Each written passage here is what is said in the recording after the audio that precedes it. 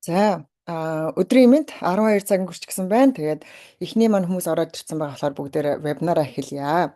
За өнөөдрийн вебинар болохоор зэрэг 4 удаагийн вебинар болж байгаа.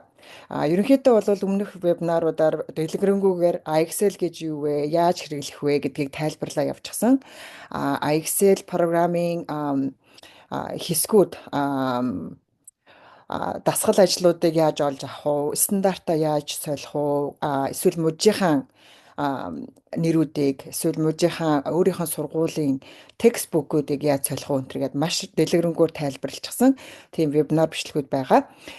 Өнөөдрийн вебинараа болохоор зэрэг Excel англи хэлний онцлогтойгоор ерөнхийдөө төвлөрөөд явна.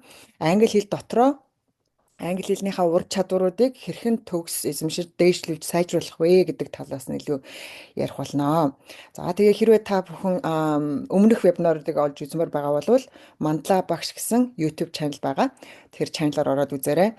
Өшөө та нар бас Мандлаа багш гэсэн Facebook хуудасаар бас ороод олж авч болно. За өнөөдрийнхөө вебинар дээр энэ хинт зориулагдсан бэ гэдэг. Ерөнхийдөө миний хамгийн гол зорилго бол англи хэлний ур чадвараа дээшлэхийг хүсэж байгаа Монгол хүүхдүүд, сурагчид болон тэдгээрийн эцэг эхчүүд хүүхдүүдэд туслахыг хүсэж байгаа. Тэдгээр хүмүүст бол зориулсан байгаа. Америк юм уу, Канад найз нөхдөдөө урьд урьж болно. Гэхдээ одоохондоо бол ихэнх контентууд маань бол монгол хэл дээр явж байгаа.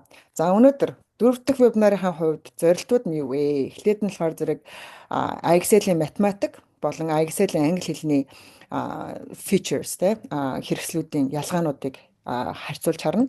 Дараа нь болохоор зэрэг англи хэлний сургалтанд зориулсан тусгай хэрэгслүүд нь юу вэ? Математикийнхаас ялгаатай нь ямар юм бэ гэдгийг харах болно. За тэгээ эцэст нь бол англи хэл сайжруулж байгаа сурж байгаа хүмүүс дотроо олон янзын өргөн цар хүрээттэйгээр авч үзэхээс гадна олон янзаар ангилж болон сурагчтай тэдгээрийн нэг хэсэг нь болохоор зэрэг манай монгол хүүхдүүд байгаа гэрийн хэл нь Америк юм уу Канад өөр англи хэлээр ярьдаг улс орнуудад төрж өссөн боловч гэртээ ярьдаг хэл нь англи хэлнээс өөр хэл эсвэл анх сурсан хэл нь бол англи хэл биш тийм хүмүүсийг болохоор зэрэг яг нь English learners буюу English language learners гэж боловсролын хүрээнд бол ангилдаг байгаа. За энэ хүмүүст болохоор зэрэг маш олон тийм сэтгэл санааны эсвэл логик сэтгэлгээний ялгаанууд гарч ирдэг. Тийм болохоор яг их хэлэнд биш хүмүүст англи хэл сурж байгаа бол Excel-ээ яаж хэрхэн үр дүнтэйгээр ашиглах вэ? Ямар тусламж юм уу, support те дэмжлэгийн тийм хэрэгслүүд байдаг вэ гэдгийг харж үзнэ. За математик болон англи хэлний гол ялгаа нь нэг давшлуулчих. Математик болон англи хэлний гол ялгаа нь Excel платформ дээр тийм. Excel математик бол өмнө нь ярьчихсан байгаа маш олон талаар бол өөрийнхөө сургалтын хөтөлбөрийг гаргаж авч болно. Дасгал ажлуудаа сонгож болно. Ангийнхаа төвшинг сонгоод явж болно. Текстбүкээ сонгож болно гэх маш олон янзаар. Гэтэ ерөнхий ялгаа нь энэ хоёрын хувьд бол бас яг адилхан. Англи хэл дээр бол бас л адилхан стандартаа сонгож болно. Мужаа сонгож болно. Эсвэл текстбүкээ ангиа гэдэг адилхан байгаа. Ялгаатай зүйлс нь бол Excel математик дээр ангийнхан төвшөнд тохирсон ур чадваруудыг бол яг жагсаалтаар гаргасан байж байгаа. Дасгал ажлуудаа англиад альгебрих, геометрих, арифметикийн бичлэнгээр ангилчихсан байж байгаа. Тэгээд анги ахих тусмаа тэрэн дээрээ үргэлжлүүлээд яг эрлүү гүнзгийрсэн тийм математикийн ур чадваруудыг оруулаад ангилсан ийм ангиллаар явж байгаа. Өшөө дээрээс нь бол цифрын найрамчлал болон хурдыг онцолдог. Ягаад тэгэхээр яг математикийн ихэнх бичвэрийн биш тийм ажлууд дээр бол ерөнхийдөө нэг л зөв асуулт хариулт байгаа тийм үү. Тэгээд нэг зөв хариултынхаа яагаад зөвийн өөрийн чинь хариулсан хариулт буруу байсан бол яагаад буруу болсон бэ? Яаж сайжруулж болох вэ гэснийг бол тайлбарлаж өгөөд ингээд явдаг байгаа. Харин англи хэл дээр Excel-ийн англи хэл дээр юу өөр вэ гэдгийг харъя. Унших, бичих, дөрмийн мэдлэг болон үгсийн баялаг дээр төвлөрсөн дасгал ажлууд байгаа. За жишээ нь 6 дугаар ангийн хүүхэд Excel account руугаа ороод 6 дугаар ангийг нэгээд харчээ. Тэрэн дотроо 6 дугаар ангийн бүх дасгал ажлуудаа яг хуу дөрвөн үндсэн ангилалд ангилчихсан байгаа. Ахаад үргэлжлүүлээд уул нь марийшлаад ангилсан байгаа гэсэн үг. Дараа нь бүгдээр жишээн дээрээс харна. ахиад нэг ялгаатай зүйл нь бол critical thinking гэж ярьдаг. Шүмжилтэй юм уу эсвэл наривчлалтай хандах тэм сэтгэлгээ бүтээлч байдлыг бас дэмждэг. Яагаад вэ гэхээр зэрэг математикаас гадна reading эсвэл writing гэдэг дээр тий байж болно. Асуултууд бол нээлттэй асуултууд оруулж ирэх боломж байж байгаа. За ангиасаа шалтгаалаад олон янзын тийм нээлттэй асуултууд орж ирдэг. За тийм болохоор яг өгсөн мэдээллийг тэр чигээр нь хүлээж аваад энэ тавтай тэнцсэн учраас зөв байла буруу байла гэхээс илүүтэйгээр яагаад вэ гэдгийг нь ойлгоход илүү чигсэн тийм дасгал ажлууд өгөөд явдаг. За бүгдээрээ жишээн дээр харж үзье. Жишээн дээр болвол юу харах вэ гэхээр алхам алхмаар нь бол зааврыг харъя. Яагаад англи хэл нь математиктайгаа адилхан байсан бэ? Ялгаа нь юу байна вэ гэдгийг бүгдээрээ харж үзье. За энд сурагчийн аккаунт байгаа. За сурагчийн аккаунт маань ингээд логин хийгээд ороход бол ингэж харагдана. За ингэж харагдана. Энэчнээсээ сурагч маань бол learning гэдэг рүү ороод энэчнээсээ language arts гэдгээ сонгоно. Эндээсээ болохоор яг олон янзаар бас өөрийнхөө сургалтын хөтөлбөрийг дасгал ажлуудаас сонгоод явна. Энэ сонголтын талаар мэдхийг хүсэх юм бол өмнөх вебинаруудыг бас сонгож үзээрэй. За бүгдөө language arts гэдэг рүү ороод үзье. За ингээд ангиудаар нь жагсаачихсан. Нэг орсон аккаунтаараа бол яг бэлтгэл ангиас ахуулаад 12 дугаар анги дуустал. Өшөө цаашаага higher education буюу бусад ахлах ангиас цааших тестэнд бэлтгэж байгаа хүмүүсийн мэрэгжлийн тестэнд бэлтгэж байгаа хүмүүсийн бас нэг хэсэг байгаа. Яг одоохондоо болвол яг энэ бэлтгэл ангиас 12 дугаар анги хүртэл ийм дасгал ажлууд байна. За энэ чинь жишээ ингээ харахад бол энэ 7 дугаар ангийн language arts буюу англи хэлний хэсэг бол нэгтчихсэн байгаа. За тэр дотор бол яг бас л хичнээн ур чадварыг дасгал ажлууд англиараа байна гэдэг нь энд байж байгаа. Тэгээд дээрэс нь яг энэ ангид тохируулсан энэ хичээлүүдэд яг видео хичээлүүд байгаа. Видео хичээлүүдийн нэг онцлог тал нь гэх юм бол богино хэмжээний видео хичээлүүд байгаа. YouTube юм уу олон янзын платформуд дээрээс бол видео хичээлд орж авахд бол өнөөдөр бол ямар ч асуудалгүй болсон. Хамгийн нэг хэцүү юм болохоор зэрэг хүүхдээ чинь насанд яг тохирж байна уу? Ангид нь тохирсон уу? Миний яг хүсэж хайж исэн хэрэгцээтэй байгаа тэр ур чадварт зориулсан хичээл мөн үү биш үү гэдгийг бол яг та өөрөө сонгож тэр хариуцлага өөрөө үүрээд явах хэрэгтэй болно. Өшөө дээрээс нь зар сурталчилгаанууд орж ирнэ, янз янзын юмнууд орж ирдэг те. Тэгээ хүүхдүүдийнхээ бас нөгөө дижитал буюу яг электроник тийм онлайн орон зайд аюулгүй байдлууд гэдээ маш олон зүйлүүд орж ирэх хэрэгцээ болдог. Тийм учраас хүүхд чинь компьютер дээр юм уу таблет утсан дээр суугаад Excel-ээр хэрэглэж байхад бол энэ видео хичээлүүд бол зөвхөн видео хичээл платформоос Excel-аас гарахгүйгээр хичээлээ үзээд бусаад дасгал ажил руугаа ороод ингээд үргэлжлүүлээд явах боломжтой юм байгаа. Тийм учраас ерөнхийдөө бол багш нар эцэг эхчүүд их дуртай байдаг. За энэ түрүүний мөрний хэлсэн ялгаатай нэг зүйл гарч ирж байгаа. Математик дээр бол ийм байхгүй. Математик дээрээ болохоор зэрэг за энэ чинээс харъя. Ингээл 7 дугаар анги, 8 дугаар анги гээд энэ чинээс яг ангиллаараа ингээд дасгал ажлууд нь ур чадвараараа ингээд ангилчихсан байж байгаа. Гэтэл language arts буюу англи хэл рүү орохоор зэрэг ангилсан ур чадвараатаас гадна 4 үндсэн ерөнхий тийм хэсэг рүү бол төвлөрсөн байгаа. Тэднэр нь юу вэ гэхээр хэл зүйн хувьд ярихад бол яг бид нар унших чадвар, бичих чадвар, шинэ үгсийн баялаг тий тэгээд яг дөрвөн болон механикс буюу бичвэрийн тийм ажлуудаар бол яг төвлөрсөн юм байгаа. За хэрвээ би ерөнхийдөө дөнгөж сурж эхэлж байгаа эсвэл би нүүж ирээд удаагүй байгаа эсвэл миний яг үгсийн баялаг жоохон дутуу байна маш casual буюу яг олон янзын slang хэрэгжилж ярьдаг vocabulary буюу би academic үгнүүдэд сайжруулмаар байна гэх юм бол зөвхөн тэр хэсэг рүү очиж болно. Одоо энэ чинээсээ үгсийн сангаа сайжруул баяжуулахад хэрэгцээтэй яг ангид нь тохирсон ийм дасгал ажлууд гарч ирнэ гэсэн үг.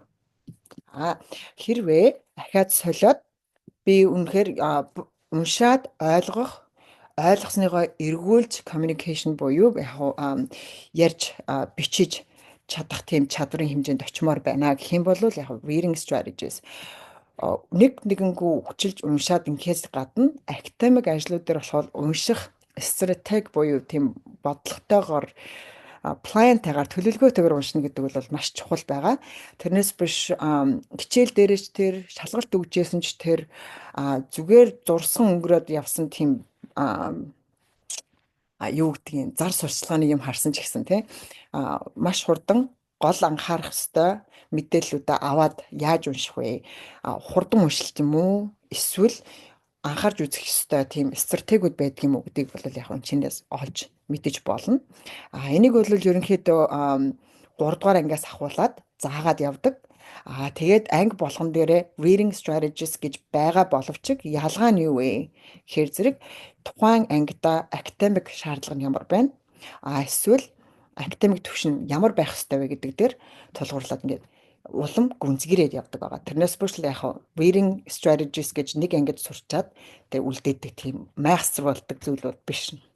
12-оос хойш коллежид орсон ч гэсэн яг reading strategies гэж явах хэрэгтэй болдог. За төвшин өөрчлөгдөнө гэсэн үг тийм.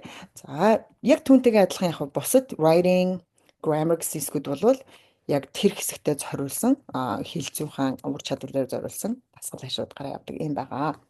За бүгдээр 7 дугаар анги энчнээс нэг юм сонирхоод үзье. За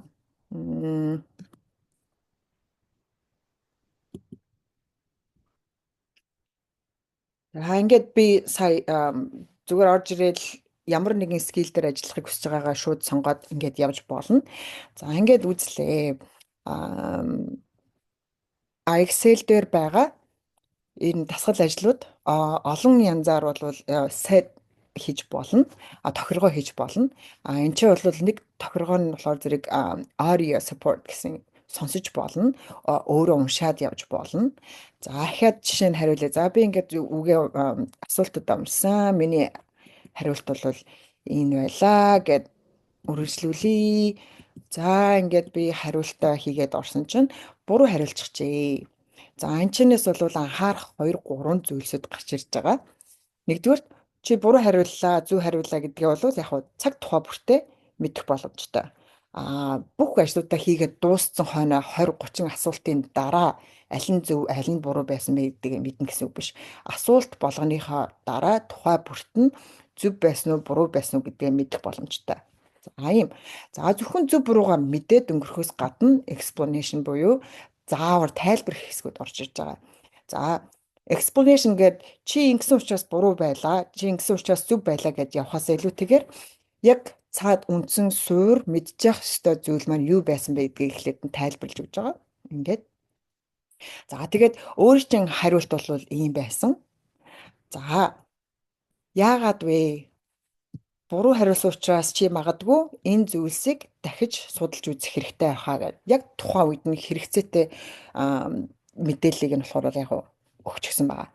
За тэгээд дараа нь яг жижигхэн practice маягийн зүйл жишээнүүд нэмэлт оруулж ирээд хэрэв би одоо ойлгочлоо гэх юм бол got it гэд үргэлжлүүлээд явж болно. Энд чи бас нэг зүйл байгаа. Хэрвээ би үнэхээр ойлгож чадахгүй байна, дахиад нэлээд тайлбар хэрэгтэй нэг гэвэл видео хичээл үзэж болно. Эдгээр нь ерөнхийдөө дандаа 2-3 минутын дэвсрэл нэг 4 минут хагастай тийм богино хэмжээний хичээлүүд байна. За дахиад энэ чинь болохоор зэрэг яг цаг нь явж байгаа. Тэгээ хичнээн асуулт хариулсан байдаг юм байна. Тэгээ smart score гэж гарч ирж байгаа. За энэ smart score-ын дараа тухай бүгдээрээ дахиад бас ярина. Юу вэ гэж энэ чи сая бүгдээрээ ур чадвараа хаанаас сонгож болох вэ гэдгийг харсан. Дасгал ажлууд нь яаж харагддаг вэ гэдгийг харлаа. Одоо бүгдээрээ smart score гэж юу вэ гэдгийг бодъё. Smart score-ыг болохоор зэрэг эцэгчүүд маань хүүхдүүд маань ч гэсэн нэг айгу дарамттай хүлээж авдаг нэг зүйл нь нөгөө сургалтын системд танилцуулаад өгсөн тэгээ хувьчилсан оноо гэж ойлгодог. Энэ бол хувьчилсан оноо биш. Бүр өөр болгохын тулд Smart Score энэ гэдэг бүр нэр өгчихсэн тий. За энэ юу вэ гэхээр зэрэг зөвхөн өөрийнхөө архиж амжилтыг яг хуу хэмжиж хичнээн өөрчлөгдөж байна, сайжирж байна, хിവэрэ байна гэдгийг олж харах тэр дата буюу тэр баримтыг өгөхийн тулд ингэж оноо оруулж ирсэн байгаа. За ерөнхийдөө 80 хүрээд юм уу 80-аас илүү гармаар үйл байж болно. 80 хүрээд орхиод яваад хахад бол бас боломжийн 80-аас илүү гаргаад явах нь бол хүүхдийнх нь өөрийнх нь дур хичнээн оноотой байна вэ гэдэг нь бол 80 гэдэг маань 80% болцсон B minus гэсэн үг бол биш. 100 гингүүтээ 100% авлаа чи A+ боллоо гэсэн үг бас биш. Ерөнхийдөө энэ skills-ээ хэр эзэмшиж чадсан бэ гэдгийг хараад явна гэсэн үг. За IELTS маань өөрөө бол 80-аас дээш гарсан оноог Smart Score-ыг яг тухайн ур чадвараа эзэмшсэн гэж үзээд чеклээд явна гэсэн үг. За тэр нь яаж харагддаг вэ гэдгийг харъя. За саяын хүүхдийн аккаунтаар бол ийм байсан тий. За ингээд буруу хариулчихсан байсан. Ингээд ойлгоод үзчихлээ. Дараагийнхаа асуултыг хэрэглэе. Буруу байсан учраас Smart Score нь болохоор өөрчлөгдөөгүй юм тий. За дараагийн ахаад нэг асуулт хариулаад үзье. За энэ чинээс бүгдээрээ яг хамгийн тийм ерөнхий байдлаас наривчлсан байдал руу бид нар бол энэ гурвыг жагсаах хэрэгтэй болчтой. За энэ чинээс хараад ахаад үзье бүгдээрээ.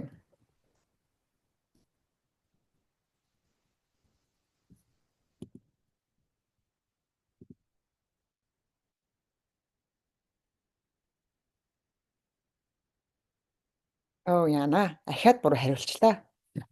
Яана гэж бодож байна. За тэгэхээр зэрэг ахаад яах вэ? Тайлбараа харж болно. Тайлбараасаа гадна юуг мэдчих ёстой вэ гэсэн мэдлэгийн хэсэг орж ирж байгаа. За тэгээд эн чинь ахаад хараад үзэхэд яасан? Хоёр асуулт хариулчихсан, хичнээн хугацаа зарцуулсан. Тэгээд миний Smart Score бол өсөөгүй. Ингээ байж байгаа жишээтэй. Тэ? Ингээд энэчнээсээ бол яг би энэ чигээрээ 100 асуулт хариулсан байсан ч гэсэн миний Smart Score оноо маань 80 хүрээгүй л болвол миний одоо энэ N1 гэсэн энэ дасгал ажил бол чеклэгдэхгүй. IELTS миний сургалтын одоо үр дүнг тий эцэгчүүд маань юм уу эсвэл багш нар маань шалгаж үзэхэд бол мандалмаа гэсэн хүүхэд 7 дугаар ангийн N1 гэсэн ур чадварыг эзэмшиж чадаагүй байна гэж гарч ирнэ. За хизээд эзэмшлээ гэж гарч ирэх вэ гэхээр зэрэг яг энэ бол Smart Score нь 80 хүрээд 80-аас илүү гараа явах юм бол чеклэгдээд явна гэсэн. Энэ юунд хэрэгтэй вэ? Заримдаа хүүхдүүд маань яг эцэгчүүд маань бас тэгж ойлгодог. Илүү хугацаа зарцуулах тусмаа хүн юм сураад байна гэж боддог. Гэтэл хий хоосон суусан ч юм уу маш олон видеонууд дундуур selection хийж явсаар агаад яг ур чадварыг өөрийн болгож авсан уу гэж хэлэхэд бол хэцүү болчдөг. Тэрийг нь бол харгалзаж үзээд Smart Score-ороо ингээд IELTS нь өөрөө яг чеклээд явна гэсэн. За дараагийн нэг зүйл нь тайлбарын хэсэг. Сая бүгдээрээ харсан тийм. Тайлбарын хэсэг дээр болохоор зэрэг авч үзэх ёстой нэг зүйл нь болохоор зэрэг хариулт тухай буйд нь шууд зөв болон бурууг нь хэлээд өгч байгаа. Тэгээд дээрэс нь яг яагаад зөв байсан бэ? Яагаад буруу байсан бэ гэдэг дэлгэрэнгүй тайлбарлаж өгнө гэсэн үг болчихж байгаа. За үүгээрээ бас онцлогтой. За 3 дахь хэсэг дээр бол би IELTS англи хэллэг тий хэсэг болвол English language learners буюу яг их хэлэнд биш англи хэлийг хэлэнд биш тийм хүмүүс англи хэлийг суралцж байгаа болвол сайжруулахыг хүсэж байгаа бол IELTS англи хэл хэрхэн дэмжлэг үзүүлж болох вэ гэдэг тухай ярина. Энэ дээр бол хоёр хэсэг зүйл байгаа. English language learners-ийн хувьд гол онцлог нь юу вэ? Аудио дэмжлэг байгаа, дүрслэлүүд байгаа. За энэчнээс хараад үзье. За бага ангийн хүүхдүүд дээр бол маш олноор харагддаг. Яагаад тэгэхээр зэрэг яг academic language-ийн хэрэгцээ болвол шал өөр байж байгаа. За жишээ нь 2 дугаар ангийн хүүхдийг аваад үзье. За энэчнээс хамгийн ихнийг нь авчи. За үйлчлэлийн тухай. За энэчнээс харж байгаа юм уу? Зураг дүрслэл байна. Нөгөө visual learners гэж яддаг те. Харж ойлгож авдаг тийм хүмүүс бас байгаа. Өшөө сонсож мэдэх ийм хүмүүс байгаа. Бүгдээрээ үзье. Listen to the word. How many syllables does it have? Okay. За анчнээс яг өөрөө дагаж уншаад явж болно. Listen to the word. How many syllables does it have? Өөрийнхөө яг pronunciation болон дуудлагыг бас сайжруулад зөв засаад ингээд явах боломжтой. За анчнээс Bubble. Миний харж байгаа зүйл энэ юу вэ гэд хүний хуруу харагдж гэн, гар харагдж гэн, энд нэг юм дугуй дүрстэй юм байна. Энэ чинь хөөс байна, бөмбөлөг байна. Яг юу гэдэг юм болоо гэдгийг мэдэхгүй байх юм бол яг энэ чинь хэлчихэж байгаа. За тэгээ энэ ч болохоор үеижлийн тухай байсан ийм асуулт байсан тийм үү. Энэ асуулт нь болохоор зэрэг энэ юу вэ гэж асуугаагүй. How many syllables does it have гэсэн. За bubble. Okay. Бабуу гэд хоёр сонсогдож байгаа шиг байна. Үзье. Ямар гоё юм бэ? Зөв хариулчлаа. Яг л түрүүнийхтэй адилхан яг цаг тухай бүрдээ асуулт болгондоо зөв буруугаа мэдээ явчихна. Ингээд smart score маань өсөд ингээд явчихж байгаа. Яг л адилхан. За ингээд дахиад дараагийнх нь болохоор яг бас сонсох audio support. Listen to the word. How many syllables does it have? За ингээд анзаарч байгаа байх. Энэ skills буюу яг ур чадварынхаа доор гарч ирж байгаа асуултууд бол ерөнхийдөө instruction буюу заавар асуултууд маань repeated буюу давтамжтайгаар явж байгаа. Дахин сонсох, дахин давтаж дагаж хэлэх боломжийг хүүхдэд бас олгож байгаа юм байгаа. За ялангуяа English language learners хүмүүст маань бол мэдээж аялга болол байж байгаа тийм үү? Аялгаасаа гадна тэр хүүхдүүдэд маань зөв pronunciationтэй зөв дуудлагаар хэлж байгааг сонсч сурна гэдэг нь л хамгийн чухал. Тэрнээс биш яг өөрсдөөс нь гарч ирж байгаа, уншиж байгаа, ярьж байгаа, хэлж байгаа аялга болвол энэ бол Америкт байгаа, барууны орнуудад байгаа цагаачд, өөр улсын хүмүүс дүүрэн байгаа газарт бол зүгээр ерөөсөө санаа зовох юм гэдэг байхгүй. Бас яг тухайн ажил сургуулийнхаа онцлог зохируулаад аялгаа сайжруулах гэсэн аялгаа 100% American accent болгох гэсэн тийм бас шаардлага байж болно. Гэхдээ бол нэг тийм хэрэгцээтэй зүйл бол биш. Харин хүүхэд маань зөв дуудлага, зөв сонсголыг авчих хэрэгтэй. Тэгжээж зөв сурна гэсэн үг. За энэчнээс энэ нэг юм тавх шиг юм байна. Лаа байна. Лаа насалттай байна. Энэ галныхын тухай юм болов уу? Эсвэл лааныхын тухай юм болов уу? Тавгныхын тухай юм болов уу? Би тавгийг хэлж мэдхүү, лааг хэлж мэдхүү, энэ гал дүл гэж хэлж мэдхүү гэж бодцоод дараа нь сонсож candle. За лааныхын тухай ярьж байгаа юм байна. Candle гэдэг. Хаад 2 вэ нүү 3 юм уу? За мэдгүй 3 байж магадгүй. Үзье. Яана буруу хариулчлаа гэсэн чинь яасан? Саяын smart score маань 10 байсан тийм 10-аас буруу явчихж байгаа. За түрүүний нөгөө ярьсан хэдэн удаа зөв хариулсан, хэдэн удаа буруу хариулсан гэхээсээ илүүтэйгээр яг эзэмсэж чадлаа гэж үзэх үгүй юу? Хэр давтамжтайгаар буруу хариулж гэн, хэр давтамжтайгаар 4-5 минут нэг асуултан дээр сууж байна гэдгээс шалтгаалаад яг энэ smart score маань бол өөрчлөгдөж явдаг. Тэрнээс биш асуулт болгон 10 онооны асуулт биш. Тэ? Хэрвээ тийм байсан бол би сая буруу хариулахад яг буцаад 0 буюу тэг оноотой болох хэрэгтэй тийм үү? За ийм ялгаатай байгаа. За дахиад нэг анхаарах зүйл бол English learners буюу их хэл нь англи биш хүмүүс суралцж байгаа тохиолдолд IELTS нь бол яг үгсийн баялгаар нэмэгдүүлэхэд маш тохиомтой. Тэгээд дээрэс нь хэл зүйн ур чадвараар нэмэгдүүлэхэд тухай бүрт нь яг төвлөрсөн тэр ур чадвар буюу дасгал ажлуудыг хийгээд явхад бол эргээд хүүхдийн оноо багшийн зүгээс харж байгаа байдал бол бас яг тэр чигээр гарч ирдэг. Тэрнээс биш англи хэлний смарт оноо 100 байлаа, 80 байлаа гэсэнээс илүүгээр за мандалмаа гэдэг сурагчийн англи хэлний ерөнхий оноо нь бол 530 5 дугаар ангийн сүүлийн сарын хэмжээнд байна гэдэг ч юм уу тэгэж гарч ирэнгүүтээ ахиад тэрэн дотроо reading strategies бол мандалмаа оноо муутай байлаа 320.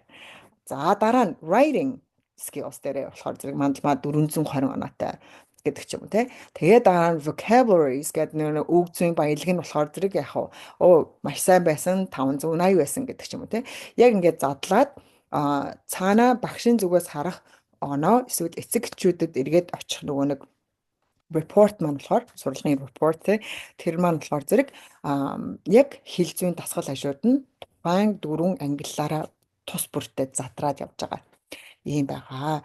За тэгээд мэдээж Excel бол яг хувьчилсан ийм хөтөлбөр гаргаж явах боломжтой байдгаараа бол олон танигдсан ийм програм байгаа. Тийм учраас English Language Learners team хүмүүст бол өөрийнхөө хурдад тохируулж суралцах тийм боломжийг олгодог. Сургууль дээр хүүхдүүд маань очдог тийм үү. За чинь манай сурагчид бол 8 дугаар ангийн хүүхдүүд манай сургууль дээр олон янзын төвшөнтэй хүүхдүүд ирдэг. Манай сургууль дээр гэтэл 87-оос дээш хувь нь бол English Language Learners team хүүхдүүд байдаг. За тийм болохоор бол тэдний хамгийн их тулгардаг асуудал юу гэхээр зэрэг өсвөр насны хүүхдүүд маань өөр улсаас ирсэн эсвэл өөр гэр бүлээс өөр culture буюу соёлоос ирсэн ийм хүмүүс. Тэгээд дээрэс нь энд одоо өнөөдөр байгаа газартаа дасаж зогчиж шингэх гэсэн ийм хэрэгцээтэй байж байгаа тийм үү?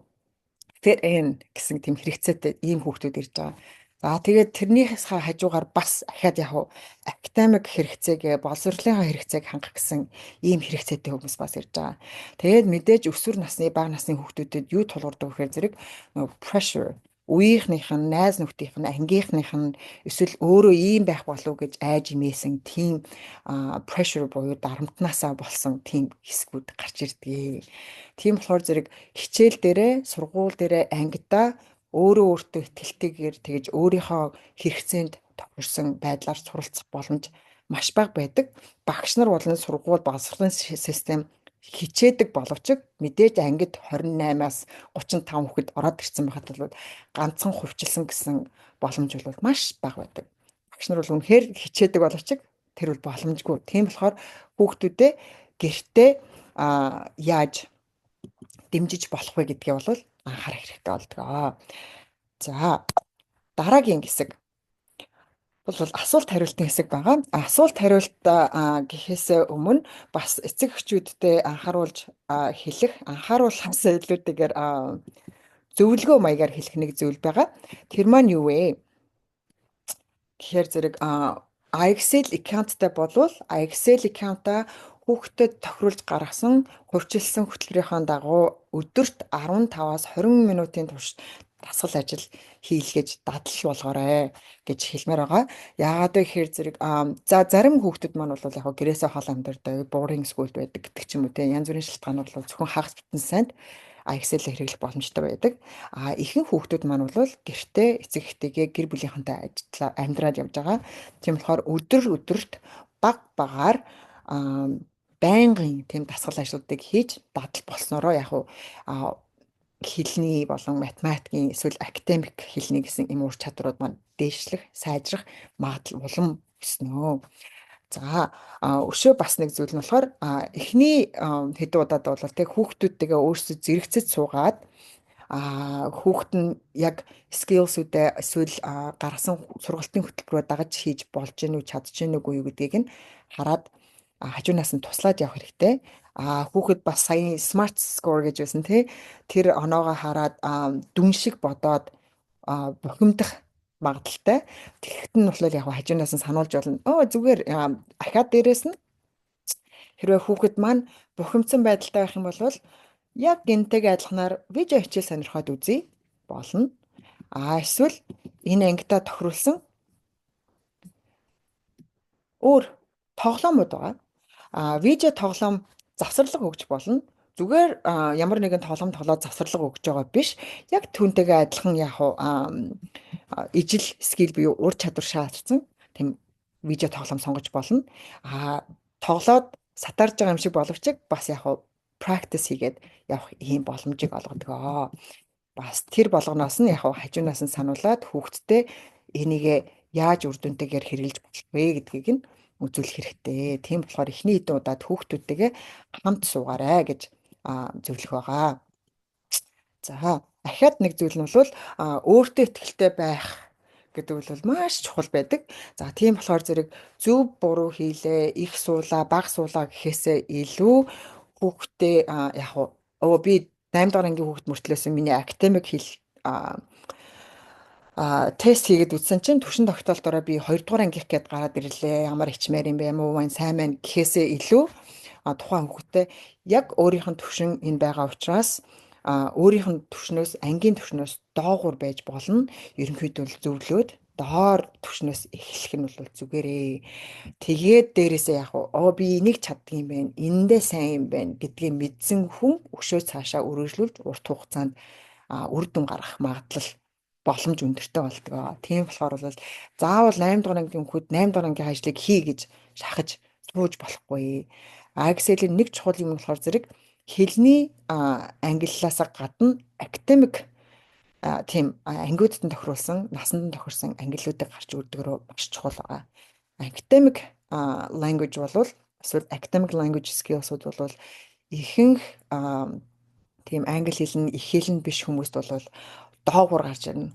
2 3 ангиар доогуур гарч ирвэл бол энгийн ердийн үзэгдэл. Тийм болохоор 2 3 ангиар доор гарч ирж байвал харин ч гайгүй байна. 8 дугаар ангиас 1-р анги 2 дугаар ангийн түвшиндээ гарч иж байгаа хүмүүс бол зөндөө байгаа. Ялангуяа Монголоос нүүж ирээд удаагүй байгаа эсвэл Монголоос оролцож байгаа хүмүүс маань ярьдаг. Өө манай хүүхэд өнгөц сая түвшин тогтоох шалгалтаа гэж үзсэн чинь 4 ангиар доогуур гараад ирлээ. Ийм амар завсарталтай юм уу? Тэгэлгүй яах вэ?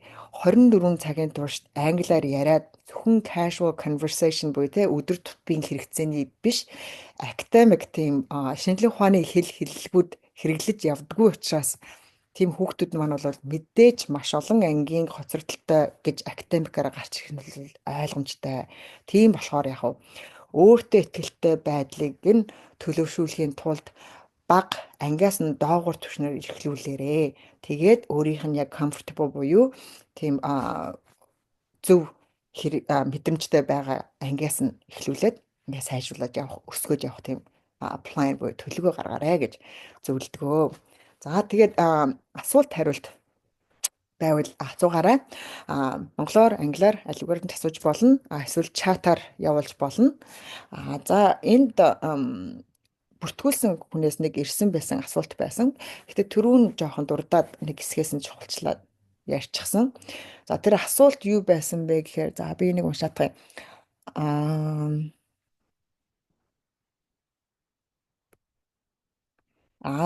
За өнөөдөр бүртгүүлсэн хүмүүстэй болвол энэ вебинарын линкийг өгж байгаа. Тэгээд дээрэс нь 20 хоногийн IXL-ийн үнгүй аккаунтанд оруулж байгаа тийм үү. За тэрнгээрээ хийсэн ажлуудыг би яаж харах вэ гэсэн. Хэрвээ өөрсдөө хүсэх юм бол надтай чатаар холбогдоод канцлинг хийж болно. Ерөөсөө үн төлбөргүйгээр. Тэгээд тэр туршилтын аккаунт хэрэгжилж байх үед нь би яаж хүүхдийнхээ ажлын үр дүнг хянаж болох вэ? Өөрийнх нь зүгээс яаж харддаг вэ гэдгийг үзүүлээд өгнө.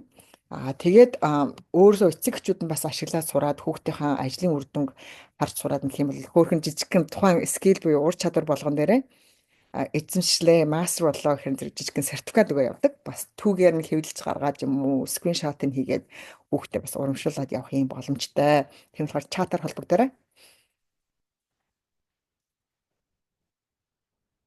За өнөөдөр оролцож байгаа хүмүүсээс маань асуулт байвал асуугаарай.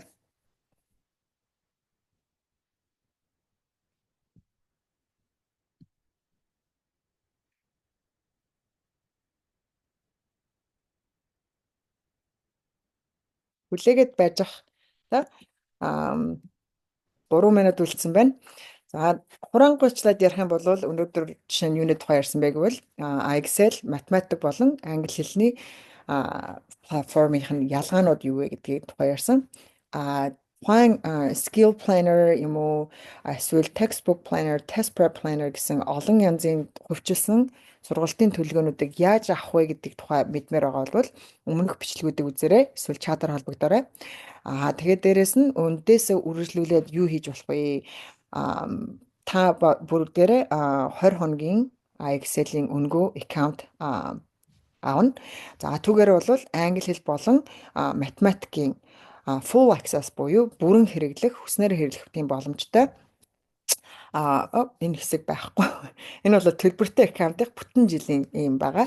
Хэрвээ төлбөртэй аккаунт авах нь нэг удаагийнхаа $59-оор нэг удаагийн бүтэн жилийн 12 сарын туршид хэрэглэх боломжтой ийм аккаунт авч болно. Харин энэ trial буюу өнөөдөр авах аккаунт бол үнэгүй аккаунт байгаа. Энэ бол 20 хоногийн туршид хүчинтэй.